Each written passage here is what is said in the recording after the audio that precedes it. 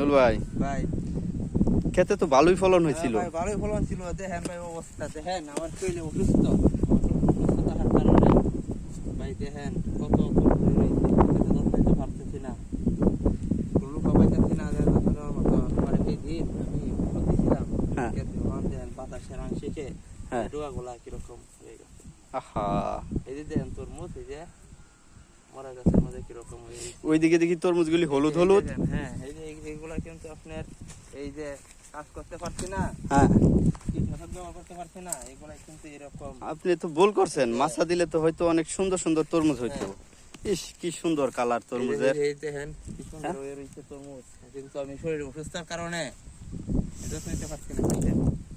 আমার লক্ষ লক্ষ টাকা ইনভেস্ট হয়েছে। আপনি তো ভালো একটা ব্যবসা হইতো, বর্তমানে আপনি ব্যবসায় লস খেয়ে গেলেন। হ্যাঁ জি ভাই। ভাই, আমি বলবো সবাইকে পরিকল্পিতভাবে কৃষি করবেন এবং কৃষি কাজে লেগে থাকতে হবে।